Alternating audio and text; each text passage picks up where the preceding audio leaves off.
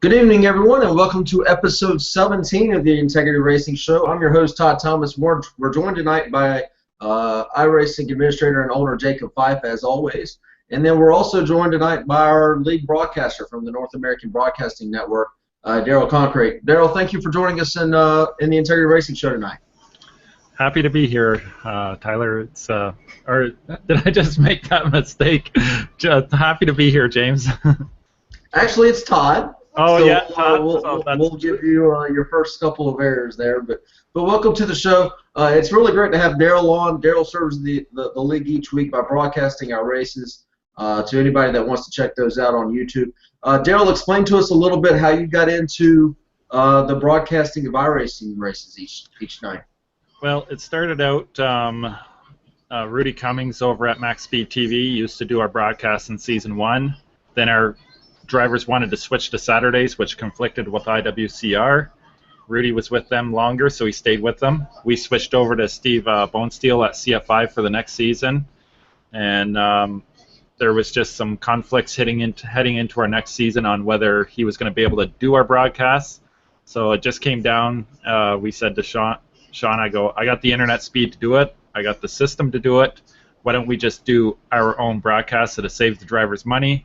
And then I got approached by another league to do theirs, and then I thought, well, I'll open it up and see if other leagues need broadcasting done. And shortly after that, Jacob approached me about doing IRL, and I was on the fence for the longest time because I didn't really want to be stuck in with a 36 race season, and I did some research on you guys and stuff, and then I thought, hell with it, let's see what happens. And so far, I think this is the best relationship you could ever ask for. Jacob is so easy to work with. Like, I've had family issues come up where I had to miss some broadcasts and take some time off, and I actually got the broadcasts out, and Jacob and Chris Freeman took themselves out of, I think, a race or two to commentate for me because I had a lot of stuff going on, and they helped me out in that way. So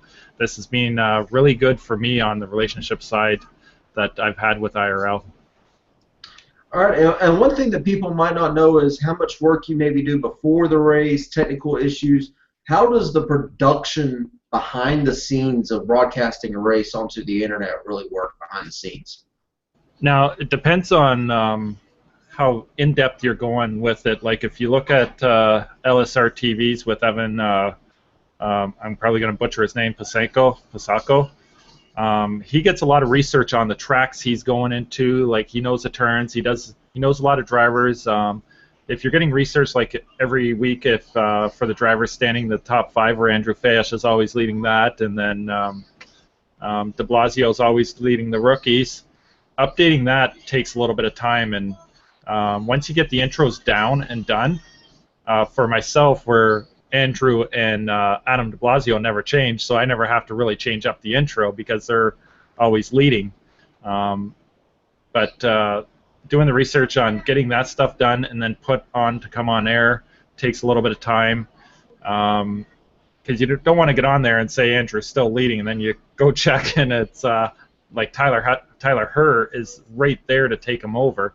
But to get everything on air, you're looking at a little bit of time each week. And what some people don't understand is when they're going to a broadcaster like LSR or GSRC, I believe it is, and even Rudy and myself, you get some people that, with Rudy and I, and Dustin Codwell, we're already the value broadcasters out there, and then you got people that want more for already getting paying next to nothing. And you got to look at the amount of time that is put into this to get the show out and get it ready for the air and stuff like that. So there is quite a bit of time. Now when you look at a production like Race Spot and LSR TV, where they have like 9 commentators and these huge contracts that they do, because they're paying all their commentators get paid and stuff,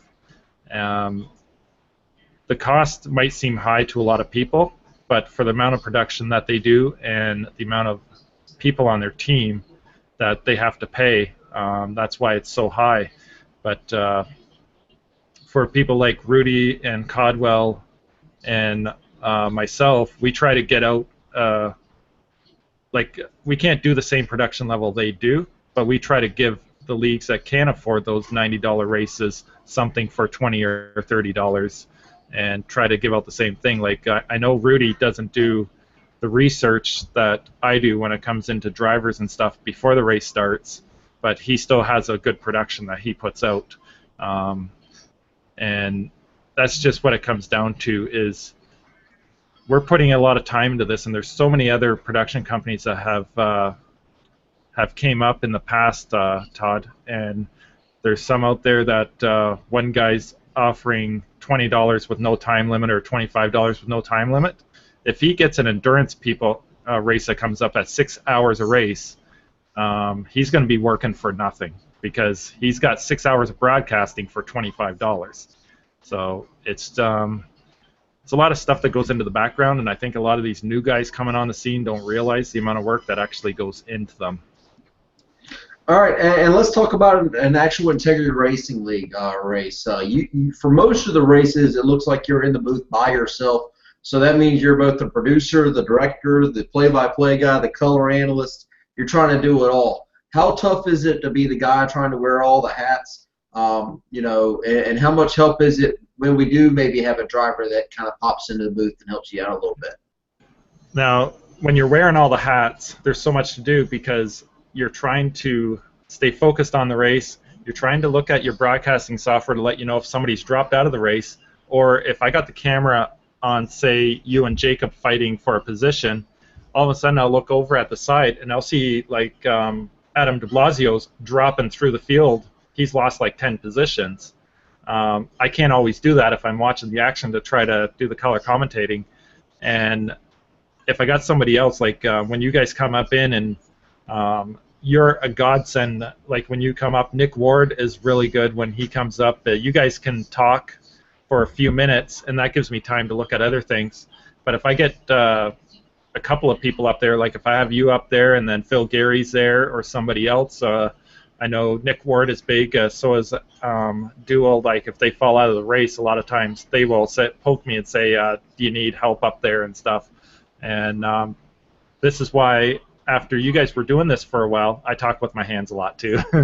I approached Jacob and I said, if you guys are going to come into the booth to help me, that's going to take $5 off your broadcast fees, because you guys are helping me out. So I wanted to, in turn, give the favor back to Jacob and help you guys out as well for giving me a hand.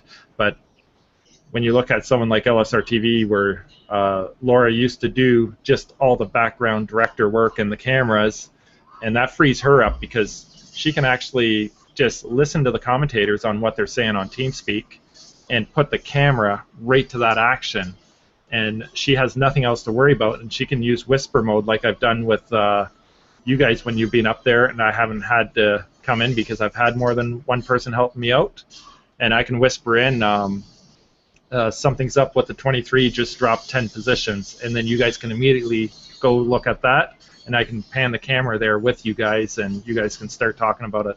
But the more people you have on your team, the easier it is, but then a lot of times you're paying out more people. Like a commentator can cost anywhere from $5 to $8, sometimes even higher, depending on the company you're with. And then if you get somebody else on the team, that's more people you're paying out money to. So if you look at where Rudy and I were $20 a race, you pay out 2 commentators, that could be anywhere from $10 to $20 gone there alone. And then so all your efforts to get the thing up and get ready for the week, you're actually doing it for nothing, because you're paying your help. All right, so thanks for Daryl for joining us here tonight. Thanks for all that he does to kind of help us out behind the scenes in the Integrity Racing League and putting on our shows each week. If you ever are in a situation, that's what happened to me this past Monday night. I kind of self-spun it into the inside retaining wall and decided, well, I was going to be here for a couple hours anyway. Go down and help Daryl out in the booth, and I know he appreciates it. Helps the league out, helps Daryl out, so it's always something to do if you want to get your hands dirty a little bit and go out and help that broadcast. So Again, thanks for Daryl. We'll interject him into throughout the show tonight. Let's talk about something that happened that's a little bit different, a little bit off topic, something that we don't normally talk about. Here's Brendan Burkroff burning them down and doing some donuts as the Integrity Racing League took home a bottom split. It wasn't top split. It was bottom split. 24-hour spa championship. A few photos here. Here's one of the team coming up through Eau Rouge. 5 drivers from the Integrity Racing League took part. We talked about Brendan Burkroff, who brought home the checkered flag and really kind of sealed the deal at the end of the race. And then Brendan Kohler started the race for the team.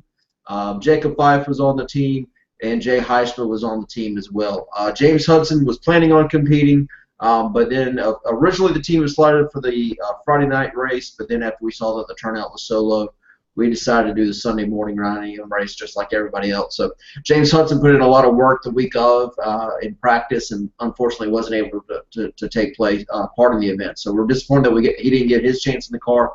But 5 of us took part in the race, and we brought home a championship representing the Integrity Racing League. So Jacob, you were a member of that team. Really had some key overnight hours as the team with about 8 hours left was about 3 minutes, so about a lap plus 1 minute behind. And you were one of the guys that really kind of had a key hand in knocking that down. So tell us about your experience in a 24-hour race there. Yeah, it was definitely fun. I enjoyed doing it. I was very tired come Sunday. I had church to go to pretty much right after I finished my stint on the overnight. But it was a lot of fun. I enjoyed racing with the guys who we had on our team. Everybody did a great job and we were very even. I think that's the thing that set us apart from the other teams. We saw a couple of the top teams had some really fast drivers who were faster than us, but there was, out of their whole team, there was only 1 or 2 of them that had that, and then the others really dropped off and were much slower than us, which proved to be extremely beneficial in the overnight hours when Todd and I were kind of alternating time slots there, and we were able to really make up our ground.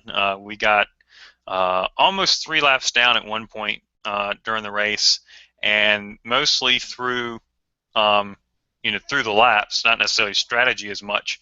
We were able to run back down a couple guys wrecked out, but we were able to run back down the guys ahead of us, and within the closing hours, we were able to go from a lap down to a lap ahead between Todd and I, and then Brendan was able to wrap up the morning stint and hang on for the lead for us, which is a big deal. It was really kind of for a 24-hour race, and for something that goes so long, to come out on top at the end with a few scrapes along the way. I think Todd almost had a panic attack in our last hour or so, but we really pulled through. Everybody pulled their part, and like I said, it was a good win all around. I always enjoy doing those longer distance races when you have that team aspect, as people were able to come together and in this case come home with a win.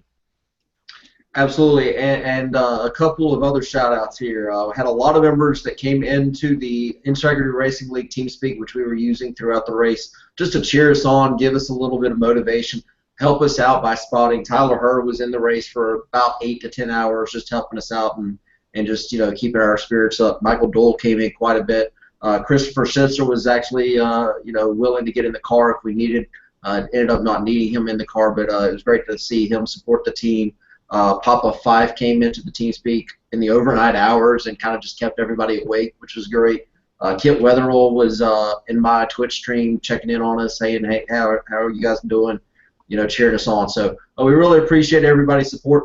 Jacob, talk a little bit about the difference between individual races. So you go from a race where if you wreck the car, you're the only one that hurts, to a team aspect, and you're really driving, and you're not just driving for yourself, you're driving for a team, and how that impacts you and how much pressure that puts on you. Well, it's completely different, honestly. I think you really, even though this is still a sim and you're still at home on your computer racing, I think it really gives this sense of teamwork and unity that you don't want to be the guy, right?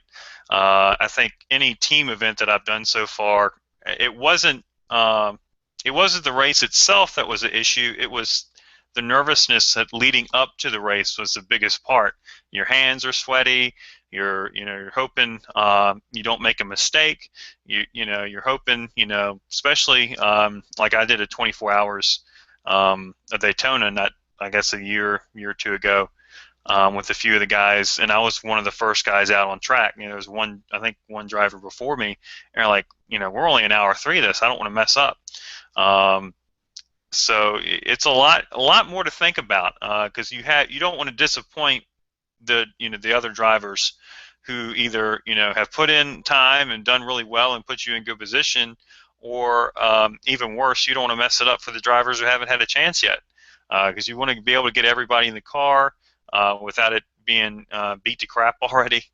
And so it's an extra level of pressure. It's about endurance, and you want to make it the whole way, so maybe you're going a little bit slower, but the added pressure is in making sure you keep the car intact, because you never know, as we saw a couple times during our race this past weekend, at any point something can happen. Like I know during one of my stints, a guy didn't know whether he wanted to let me by or not, so I went to make the move to pass him, and he comes down, so I'm drifting it through the grass trying to save it, and if you don't save it, you're going in the wall with where I was on track. So it's and it's 2 in the morning, and you're like you're trying to stay awake, and it's definitely added pressure, but it's a lot of fun. You enjoy the process, you enjoy the camaraderie, and I think that's makes it such a great event to be able to do from time to time, especially with the guys that we have here in Integrity. All right, so if you want to take part in that event, I know a lot of teams here. I know Two to Green tries to put together a team each week for each of these if we can.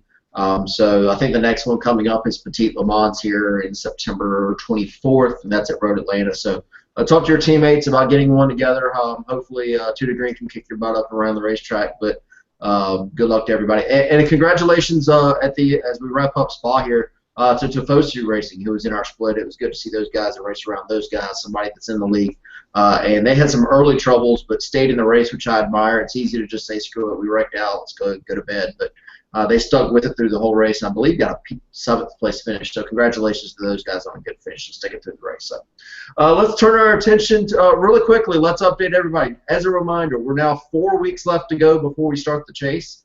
And as part of that, after the Richmond show race will be our first ever live broadcast. So Daryl's going to work with us a little bit, and he's going to interview the drivers, usually the top 3. Daryl's how he does that pretty quickly after the race. So somewhere in the neighborhood of 15 minutes after the Richmond race goes final, we're going to do our live broadcast of the Integrity Racing show 15 minutes afterwards, so that we can give the big reveal about who actually made the chase with updated standings. So Daryl, immediately after the race, you're going to help us out a little bit, kind of speed that process along.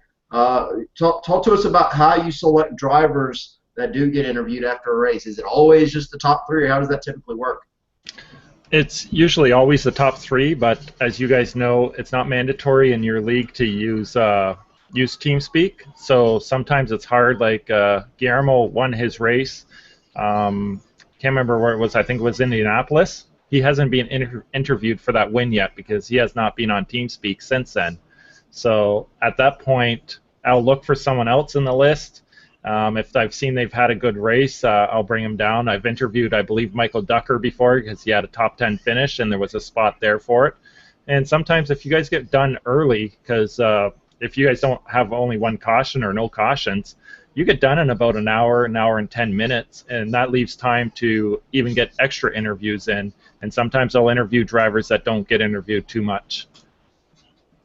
All right, so let's talk about Kentucky a little bit. The last race that happened here in the Integrity Racing show. Congratulations to Colton Landis. Hasn't been around in a while. Comes back in, kicks our butts. So congratulations to Colton for his win at Kentucky by a little less than 3 seconds. Really good race there between himself. Cody Smith, I know, was a little bit disappointed. Cody really felt like he had the speed to go out and win that race. But Cody brings home the silver medal, as they say, during the Olympics. Tyler Herr brings home the bronze in 3rd place, a little more than 5 seconds behind. Brendan Kohler gets a fourth. We interviewed Brendan immediately after the race on Monday, and Brendan felt like he had the speed and just made one mistake there and brought home fourth. William Dunn finishes fifth. Very quiet race. I know me and Daryl were talking about it throughout the race. Just a quiet race for William. Was never really up there in the top 5 until it was go time, and then it was like, well, here he is as always. William Dunn's getting a 5th place finish, so congratulations to him. Jacob, one thing that I look at as somebody that would be a league administrator, only the 3 cautions for only 12 laps, including going the entire second half of that race green flag. So a lot of green flag racing on Monday night. Yeah, for sure. It definitely continues the trend of races we've seen over the past probably 5 to 7 weeks now. I know, personally speaking, from a driver's standpoint, I would have loved a caution with about 20 to go for my strategy to work out the way I would have liked it to, and then we could have been in the battling in the top. I would hope to say top 3 or so. But Colton did a great job. He was up front for most of the night, and he, like I said, he had been gone for some races and came back and just pretty much performed flawlessly. I mean, he played the right strategy. I think he learned some different things from earlier in the race as far as strategy went that apparently I couldn't figure out by watching. I think Kohler did the earlier pitting strategy, and it worked out at the beginning, but I think if a caution hadn't come down, it might have bit him. And then when Dool and I tried this strategy, the caution didn't come out, and it did bite us. Even though we both had decent runs, I think we could have been further up. Cody did a great job. Cody's been very consistent this year, and I think this has been his best finish so far this year. And I thought, maybe a little quicker pit stop or quicker in the pits or something like that, and he really would have had a shot at winning, which would have been good to see another new winner. Might have been made a few people nervous for the cut line, but all in all, he had a great race, so kudos to him as well. And then, like you mentioned before, the three cautions for minimal laps is always something you want to see, and it makes for great racing. I think we had great racing throughout the field all night. So very proud of the guys Monday night for their job. And next week's going to get a little bit more difficult, and we'll talk about that a little bit later. But like I said, hopefully we can keep this momentum going with the great racing that we've had over the past few weeks. All right, Daryl, me and you were up in the booth, and one thing that you kept bringing up to my attention throughout the race and doing a good job, we had 9 different leaders for 17 different lead changes, so a lot of action throughout the pack. A lot of that was because of different pit strategies, as we talked about, but a lot of great racing up towards the front, a lot of different passing. Seemed like people were able to pass pretty easily. So tell us what you witnessed on Monday night from the broadcast booth. Monday night, like we had talked, it was Dover. I believe, was it Dover? Or no, it was Kentucky. Sorry about that. I also do Extreme, and a lot of you guys race over at Extreme Motorsports, which Tyler Herr won that race. But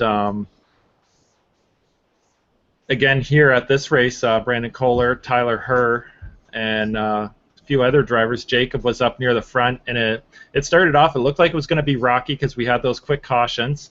And then it just settled right down like what usually happens at Extreme.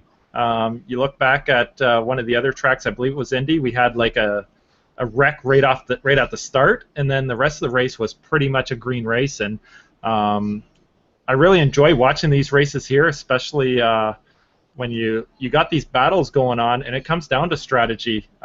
If somebody takes, I believe Brandon Kohler might have taken only right sides on that last pit stop, the green flag pit stops that happened, and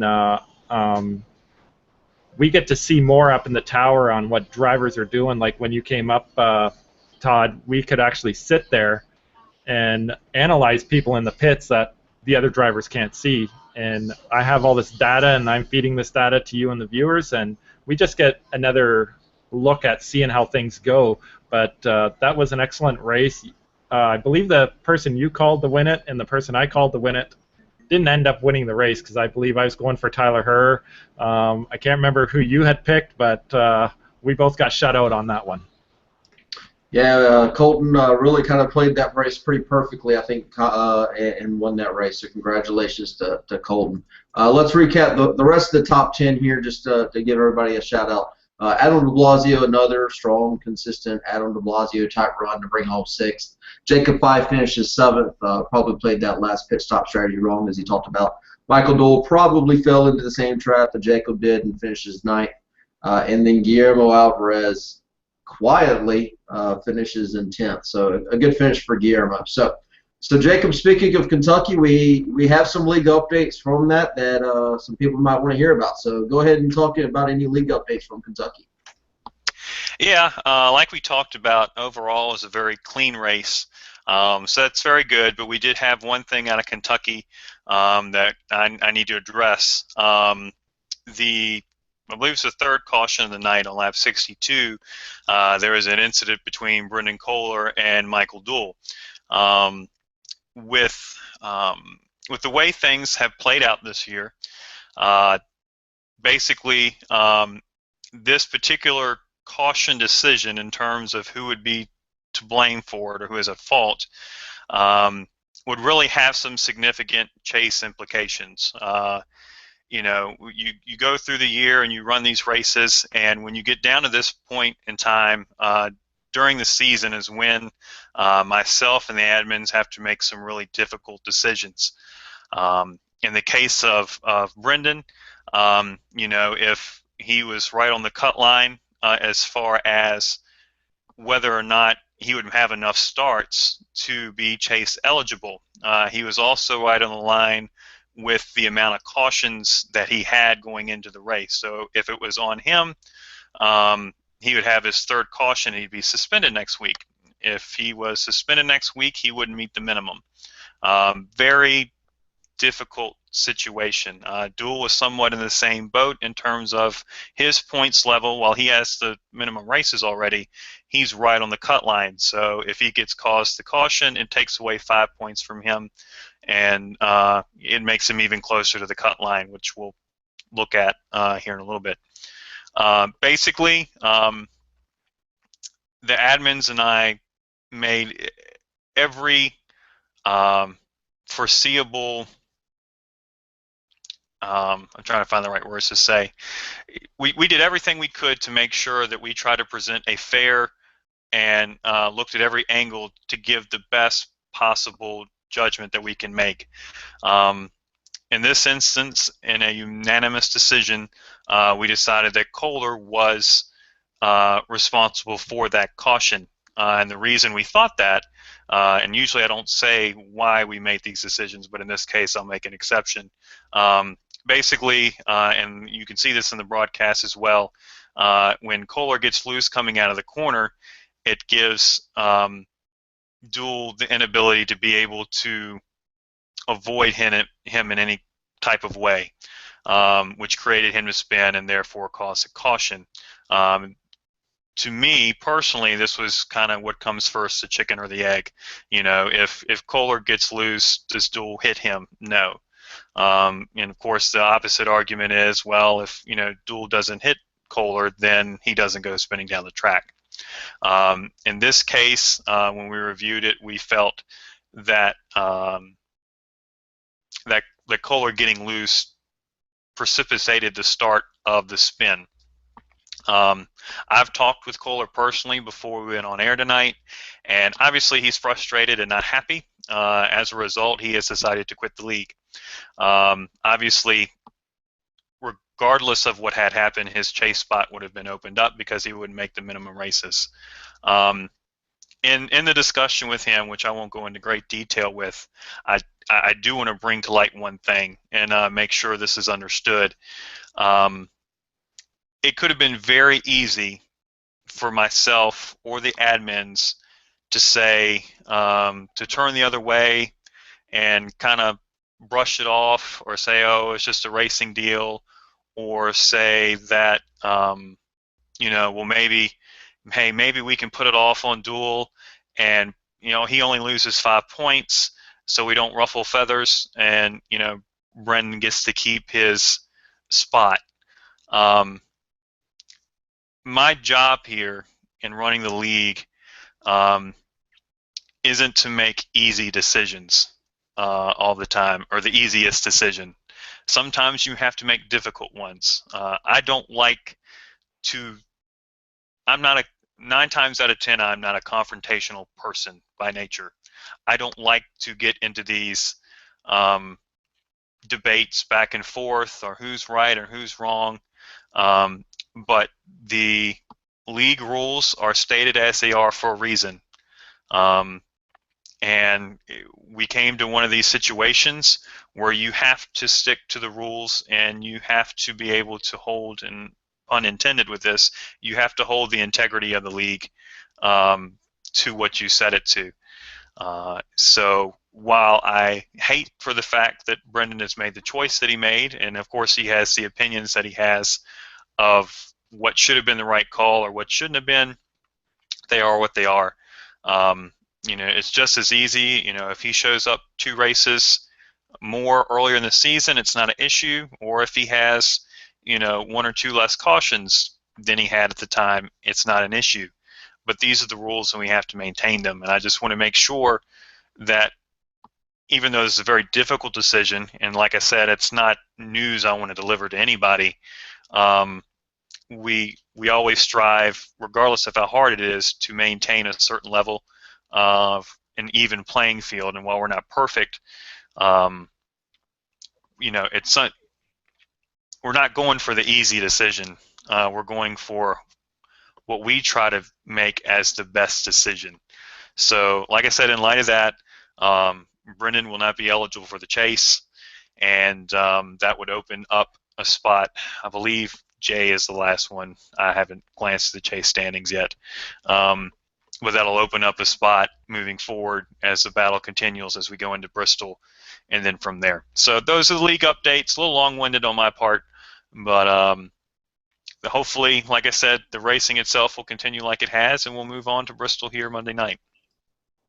All right, well, you kind of hit it at the chase standings. Well, I can actually clear up that for everybody. Big help from Adam de Blasio, as always, to give us these chase standings each week. And what that does is that moves Carlos Fonseca into the chase. So some good news for the 81 car there. And currently you see that chase line. Your first 4 out are going to be James Hudson, Brad Wren, Nicholas Ward, and Trevor Dalton. Both Nicholas Ward and Trevor Dalton probably in that range now with 4 races to go, 72 points back, where they're probably going to have to get a win. But James Hudson and Brad Wren may be within striking distance based off points. So you can see the chase standings there, see where you stand currently. Guys like Cody Smith. Cody Smith gets a great second-place finish and probably maybe seals his deal into the chase with that second-place finish. It's going to take some pretty poor races on Cody's part here towards the end of the season. But drivers like the 88 of Michael Dole, Carlos Fonseca in the 81, James Hudson, Brad Wren, those 4 guys really kind of battling it out for the last 2 spots, and Jay Heisman's around that cut line as well. I believe we're going to try to get Adam de Blasio. Adam is our official statistician here in the Integrity Racing League. Puts a lot of work into these, and so we thank him for that. And I think we're going to try to get Adam on the show once again as just purely our statistician guy, because he's already broken down who's mathematically ineligible, who is locked in points-wise, and how that will all break down. So maybe with 1 or 2 races left in the regular season before the chase, we'll bring Adam on and have him talk about that. So thanks to Adam for that, and thanks for Jacob for our league update. So let's move the show right along. Let's wrap it up with talking about Bristol really quickly. Jacob Fife was your winner last year at Bristol. Got a big win at the Bristol night race. 10 cautions for 50 laps in this one, so hopefully we can be a little bit cleaner. Obviously, Bristol can be a bit of a nuisance from time to time. Trevor Dalton got a really great finish there with second. Hey, look, William Dunn in the top 5 finish. Who are talking, huh? Adam de Blasio finished 4th, and Jason Miller finished 5th. Daryl, Bristol, something where everything happened. I clicked the wrong button there. I apologize. But, Daryl, Bristol's a track where everything happens pretty quickly. How tough is that for you as a broadcaster, and what do you hope to see this coming Monday night? Bristol can be a hard track, but the one thing at Bristol is if you get a caution there, it's like those cautions are done as soon as they start because the track is small. So, but there's always a lot of action going on at Bristol, being it's a smaller track. So I actually like being there. When I did my first ever broadcast there, I was like, oh my God, this is going to be nothing but a caution nightmare. But there's so much going on that track that there's never nothing to talk about. And I'm looking forward to Bristol. All right, and Jacob, we had a really good long run. I feel like we had a pretty decent green flag run there at the end of the last Bristol race that turned out with a lot of exciting action from third on to about 10th. I kind of got the raw end of the stick in that race, but I think you finished in the top 5 there. You obviously won this race last year, so what do you look forward to seeing this Monday night in Bristol? Me winning again. No, hopefully another good run, in all honesty. I think at this point in time, while I'd love to get a win, don't get me wrong, I think just consistent finishes will put me in the chase. So Bristol's a really good track for me. I've run well there the past couple times we've been there, obviously, and it's very tight racing. I mean, you know, it's bumper to bumper. There's usually one lane for the vast majority of the race, unless the crew starts to move down a little bit with some green flag racing. So patience will be key, even though it's a limited patience given how fast the front of the field catches up to the end of the field. So if you're towards the back and trying to, you know, put a buffer between you and the leaders, the patience level tends to run out a little quicker than maybe usual. So it's always an interesting race. You're going to be under the lights once again, as we were in Kentucky. So it should be a lot of fun. I'm looking forward to it. And hopefully, like I said, we can squeak out another top 5 or a win to really put us in the driver's seat as we head into the chase. All right, so that's going to wrap up our show. Thanks for Jacob for joining us. Thanks for Daryl Cronkwright for all of that he does with the league and broadcasting us each and every Monday night. So thank you for joining us. We'll be back next Thursday night at 8 o'clock, just like always. We'll recap Bristol and let everybody know where the chase standings. It could be a very big night with the chase standings, because Bristol is definitely a track where things can happen in a hurry, and you can really kind of damage your car and maybe get a poor finish, and maybe somebody can steal one. So it could be an interesting night for chase implications. We'll be back here next Thursday night for episode 18 of the Integrity Racing Show. Have a good night, everybody.